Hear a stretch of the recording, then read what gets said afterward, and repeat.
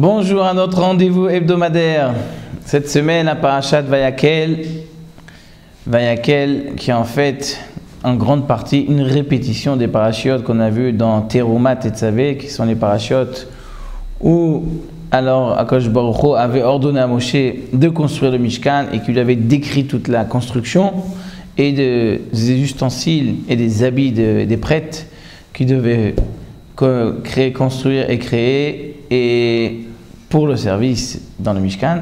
Et donc Terumat et Tzavé, c'était l'ordre de Akadosh Baruch Hu à Moshe Rabbeinu, et Vayakel Pekoudé sont les deux parachiotes que la Torah nous répète, mais là nous répète la construction, que tout ce qui était responsable de la construction c'était Betzalel, et avec lui il y avait Aholiav qui étaient les grands responsables, les grands architectes de la construction, et de toute leur équipe que la Torah a appelé Chachamlev, Chachmelev, ce sont les intelligents du cœur, parce que pour ce travail-là, il fallait une intelligence spéciale que le Baruch Hu leur a donnée pour savoir comment construire et comment procéder à toute la formation de tous les ustensiles qui étaient au Mishkan et des habits que les Kohanim, que les prêtres s'habillaient. Donc en fait, ces parachutes n'ont pas vraiment quelque chose de spécial, à part que le début de la parashat Vayakel, nous parlons de l'obligation du Shabbat, de surveiller le Shabbat. Mais ce que je voudrais m'attarder un petit peu, c'est lorsqu'on a parlé de la parashat Terumat et Tzavé, il y a quelque chose d'intéressant, c'est que la Torah nous dit que tous les habits du Kohen Gadol, le grand prêtre, il y en avait 8.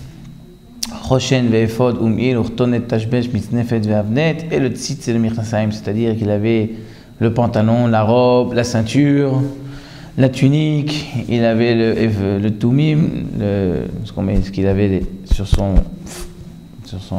sa poitrine, et aussi ce qu'on appelle le tiaré et le diadème, le fameux chapeau qui était recouvert. Alors la Torah nous dit que ces habits-là étaient très spéciaux parce qu'ils avaient une particularité, qu'ils pouvaient être mechaper, expier les avonot des bénis Israël, les fautes des enfants d'Israël. La Gemara nous raconte que chaque habit avait une utilité pour expier certaines fautes qui étaient des fautes très graves. La Torah nous dit que le pantalon, quelque chose qui cache la personne, donc ça venait en fait pour expier les fautes de Gilui Arayot, les fautes de... Et aussi la Torah nous dit, par exemple le tiaré qui était sur le front, c'était pour ceux qui avaient la azout, l'insolence, donc ça venait expier ces fautes-là. Il y avait encore d'autres fautes, par exemple, ce qu'il mettait sur sa poitrine, c'était pour les fautes qui étaient du cœur, que la personne, des fois, à travers son cœur, il a une certaine gava, qui est un certain orgueil qui est négatif pour la conduite de l'homme, etc. La question que l'on veut se poser, je ne vais pas donner maintenant la liste, c'est pas ça l'intérêt, c'est que quel était l'intérêt de tous ces habits-là? La Torah nous dit que les habits du Kohen Gadol, c'était les chavod ou tifaret, pour donner du kavod, pour donner des honneurs, ou tifaret, c'était pour donner de la gloire. Quel était ce but de ce kavod et de cette gloire? Alors les commentateurs nous expliquent qu'il y a deux raisons. D'abord, vous savez, lorsqu'on va des fois faire un peu de tourisme à Londres, c'est très connu, la garde, tous les dimanches, il y a un changement de garde au palais royal de la reine. Et nous voyons que tous les gardes sont habillés vraiment avec des habits, des tuniques très spéciales. Je crois même qu'avant de sortir, ils doivent passer devant une inspection pour voir si vraiment leur tunique est vraiment conforme et qu'ils sont propres. Et comme le palais royal le veut. D'ailleurs même dans l'armée, dans la police, il y a aussi une certaine rigueur très forte. Comment un soldat ou un policier doit s'habiller et être présenté vis-à-vis du public. Même dans les affaires, vous savez, hein, les représentants, ils ont un minimum d'obligations, comment s'habiller. Vous avez même des fois dans les grandes chaînes, dans les grandes surfaces, tous les employés aussi doivent avoir un certain habit, des fois même c'est un habit pour tout le monde. Donc on voit qu'il y a une certaine rigueur, une exigence, comment une personne doit être habillée.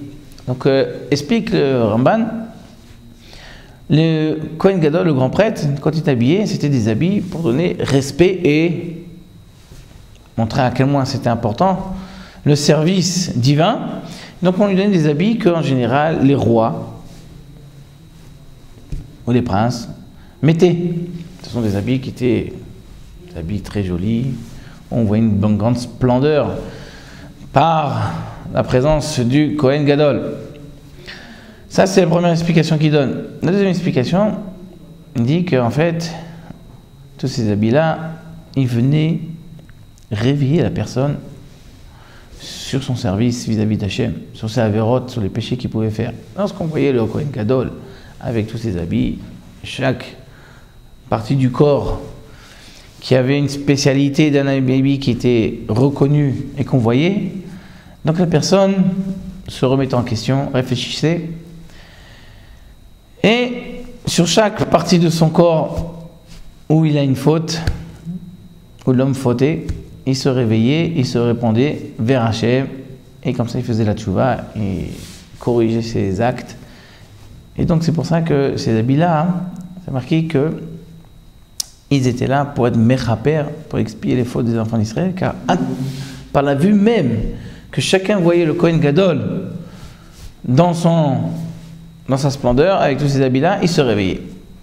Cependant, il y a deux petites anecdotes qu'il faut qu'on explique. Lorsque mon cher Rabbeinu, avec son équipe, Akadosh Baruch Hu, leur a dit comment fabriquer les habits du Kohen, nous voyons que la Torah a omis deux habits du Kohen. Un, c'est le pantalon, et le deuxième, c'est le tzitz. Le tzitz, c'est ce qu'on appelle le teria, qui était sur le front du Kohen Gadol. Les commentateurs se posent la question, il y a beaucoup de réponses qui ont été dites. Il y a une réponse qui est très intéressante. Le pantalon, il devait expier sur les fautes de Gilui Arayot. Gilui Arayot, c'est le manque de pudeur. Et le tzitz, c'était sur l'insolence. Le tira, c'était sur l'insolence. Et la Gemara nous dit que l'insolence, elle est comparée à celle que l'insolence d'une prostituée. En fait, il y a un message qui est transmis ici. C'est qu'il y a un minimum qui est demandé à chaque personne. Tant que la personne n'a pas ses limites, qui sont l'insolence et la pudeur, s'il n'y a pas ce minimum-là qui est protégé et réservé, alors on ne peut pas construire. On ne peut pas faire d'autres habits pour le Kohen Gadol, pour élever la personne et le faire réfléchir à d'autres fautes, à une mauvaise conduite qu'il a, qu'il faut penser aussi à expier. Il faut un minimum. Ces minimums-là, ce sont les règles, ce sont les limites. C'est là que la Torah nous dévoile un secret. Toujours, nous avons une discussion sur ce qu'on appelle les habits de tzniut, les habits de pudeur. Surtout chez les femmes. Est-ce qu'il faut des habits jusqu'aux manches, jusqu'ici, quelle différence est un peu là, ou les jupes, un peu plus hautes, un peu plus courtes, etc. Quel est l'intérêt? La Torah nous dévoile ici un grand secret. En fait, que l'homme est protégé lorsqu'il a des rigueurs et des limites. Si on se laisse aller, il n'y a plus de limites, on peut s'habiller comme on veut. Alors on voit les catastrophes dans notre génération. Il n'y a plus de limites, il n'y a plus de valeur. On a inventé maintenant les mariages à un seul sexe, que ce soit homme, femme. C'est reconnu par la loi. Il n'y a plus de limites, il n'y a plus de logique. On ne sait même plus ce qu'on fait. On est en train de détruire toute la nature. Et le manque de limites, le manque de protection. Lorsqu'on voit quelqu'un bien habillé, la Torah nous enseigne une chose. Ça influence la personne dans son intérieur. Ça lui change son comportement. Donc en fait, bien habillé, même si c'est habillé à la mode, mais bien habillé, ça veut dire en fait protéger sa personne dans son comportement. Lorsqu'une personne met des limites dans son habit, eh ben, c'est une conduite extérieure qui influence sa conduite intérieure, sa réflexion intérieure. Une personne peut réfléchir d'une manière différente parce qu'il n'y a plus de limites. Tout est permis. Mais le monde n'a pas été créé avec tout est permis. Le monde est créé avec des limites. Et c'est ça en fait, c'est la Torah. La Torah nous donne ces limites-là pour que l'homme puisse vivre dans ce monde de manière logique, de manière réfléchie, de manière d'avoir vraiment les vraies bases de l'humanité pour continuer à vivre et continuer à créer ce monde qui va continuer de génération à génération, d'être protégé, toujours dans une conduite logique et normale. Donc en fait, c'est ça, les habits du Kohen Gadol, ils imprégnaient une leçon à tout le monde. Comment s'habiller, ça veut dire comment s'habiller, c'est comment se comporter.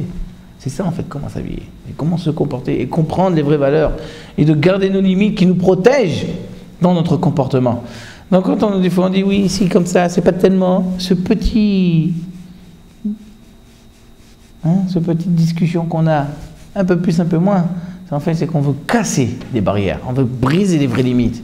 Et donc on commence à briser un petit peu, même si au début la barrière, elle a un petit coup, elle est plus droite, elle est un peu tordue, un peu fêlée. Mais c'est fini, elle n'a plus de valeur, elle n'a plus sa force. Et petit à petit, tout va s'ouvrir. Et donc tout va être après complètement ouvert et sans aucune valeur. Donc voilà l'enseignement des habits du Kohen Gadol. C'est de réfléchir comment l'homme doit se comporter et qu'il doit garder ses limites.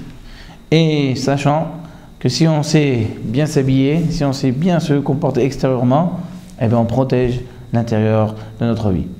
Shabbat Shalom, à la semaine prochaine.